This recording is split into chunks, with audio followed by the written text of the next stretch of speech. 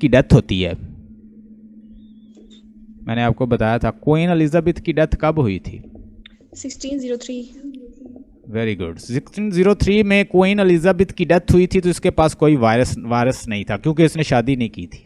इसके साथ कुछ इस तरह के एक्सपीरियंस हुए थे, कुछ इसका कोई स्ट्रेप ब्रदर था, उसने इसका रेप कर दिया था, ठीक है। कोई इसका टीचर था, उसने भी इसको हरास करने की कोशिश की थी। तो बहुत सारे इसके साथ मामला थे। उसके फादर ने भी इसकी मदर को और कुछ जो उसकी स्टेप मदर थी उनको भी कत्ल किया था। तो बहुत सारे एक्सपीरियंस थे जिसकी वजह से ये शादी नहीं कर रही थी। तो जब इसने शादी नहीं की, इसके पास कोई वायरस भी नहीं था। 1603 में क्वीन एलिजाबेथ की डेथ होती है और उसके बाद फिर स्टार्ट होता है जैकोबियन पीरियड, जिसको कहा जाता है किंग जेम्स का जो उसकी रीन जो है वो स्टार्ट होती है। वो बेसिकली स्कॉटलैंड का रहने वाला था। किसका रहने वाला था? स्कॉटलैंड का। स्कॉटलैंड में उसने टाइम गुजारा था और वहाँ स्कॉटलैंड में इसकी एक गुडनेस थी इस किंग की कि ये लिटरेचर और थिएटर से इसको बड़ा लगाव था।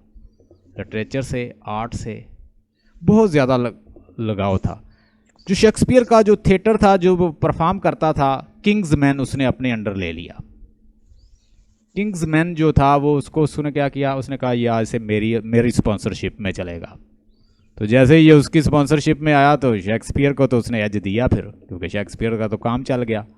तो शेक्सपियर अब उसको एज देना चाहता था किंग जेम्स को, कि उसके लिए कुछ करना चाहता था, उसके लिए लिखना चाह रहा था।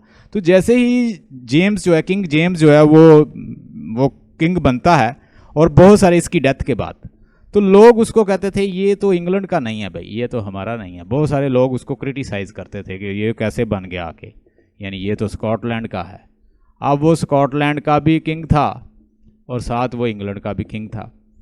तो इसके लिए शेक्सपियर फिर शुरू हो गया। शेक्सपियर ने स्टडी किया आयरलैंड के कल्चर को, शेक्सपियर ने फिर इंग्लैंड को अच्छी तरह स्टडी किया, इनके लिटरेचर को, साथ साथ उसने स्टडी किया स्कॉटलैंड की लिटरेचर को भी।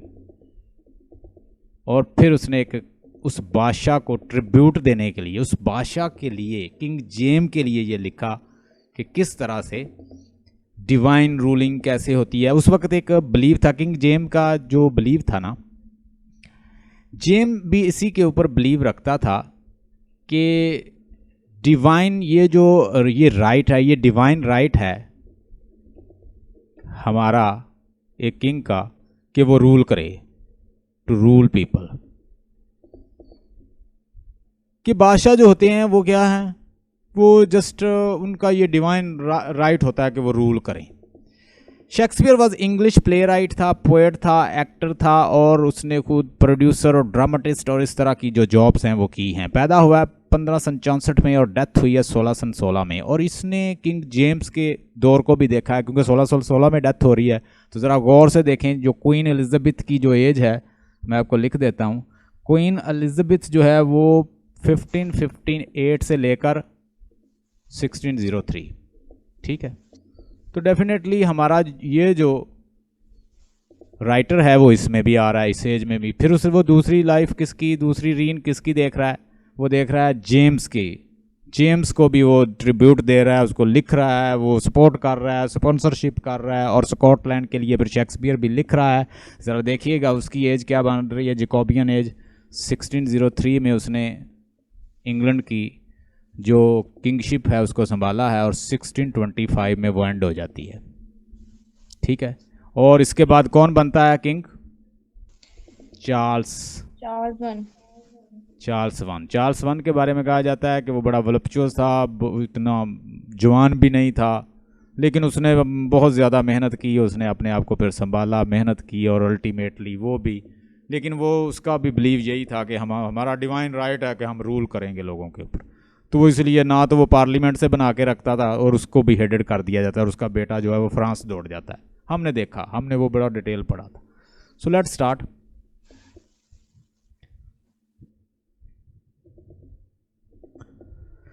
Today we are going to discuss about the Macbeth. Macbeth क्या है?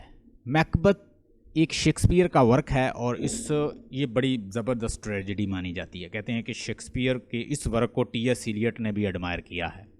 टी.एस. इलियट ने मैकबेथ को एडमायर किया है, ये बात याद रखिएगा। टी.एस. इलियट ने कहा कि बड़ा अच्छा वर्क है, और इसमें देखें कि एक मॉडर्न जो जैसे वो लेडी मैकबथ को एक बीमारी लगती है, वो एक बिल्कुल साइकोलॉजिकल डिजीज़ है और आजकल उसको डिस्कवर भी किया गया है, उसको फोबिया और न्यू नाम दे दिए गए हैं।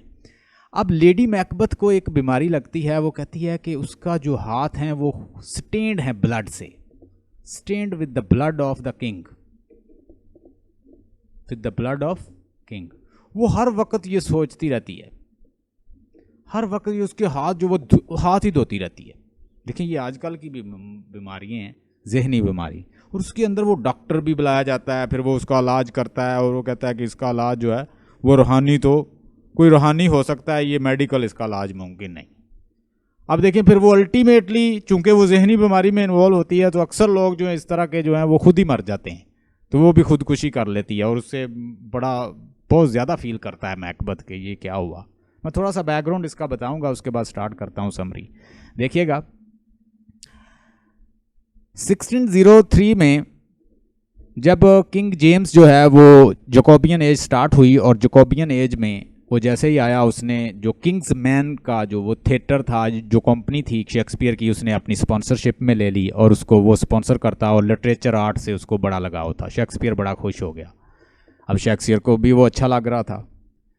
जेम्स वन जो था वो फाउंड ऑफ लिटरेचर था, फाउंड ऑफ लिटरेचर, ठीक है। किंग्स मैन की जो कंपनी थी उसने वो भी अपने कंट्रोल में ले ली, उसको स्पॉन्सरशिप शुरू कर दी उसकी, और उसमें फिर अच्छे से अच्छा वर्क होने लगा। फिर उसने शेक्सपियर ने भी तो उसको देना था ट्रिब्यूट। किंग इज, और वो इस चीज़ पे यकीन रखता था कि किंग जो है वो only one who belongs to the family, कि किंग जो है वो डिवाइन रूलर होते हैं, उनको डिवाइन हक हासिल है कि वो रूल करें। ये एक डिक्टेटर एनार्की किस्म का बिलीव था।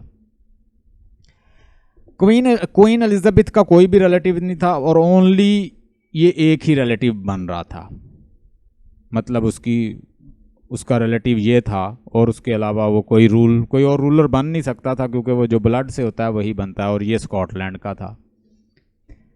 और उसके बाद इसके अंदर दिखाया गया किंग डंकन्स जो है वो अगर देखें तो वो स्कॉटलैंड का है। सेटिंग कहाँ की है? स्कॉटलैंड की। किंग डंकन जो है इसके अंदर वो कहाँ का है? स्कॉटलैंड का, ठीक है। बैंकोस जो है, बैंकोस और मैकबथ जो है वो दोनों जो है वो क्या करते हैं, अब बैंको ओरिजिनल जो ड्रामा है उसमें बैंको और मैकबथ दोनों मिलके मारते हैं किसको? स्कॉटलैंड के किंग को। लेकिन वो बैंको का जो करैक्टर है उसको वो साफ कर देता है बाद में, उसको क्लैरिफाई कर देता है, उसको वो इन्वॉल्व नहीं करता उसमें। जबकि किल वो बहुत दोनों करते हैं, बैंको को वो वहाँ से निकाल देता है, वो जस्ट मैकबथ को ही उसका जिम्मेदार करार देता है।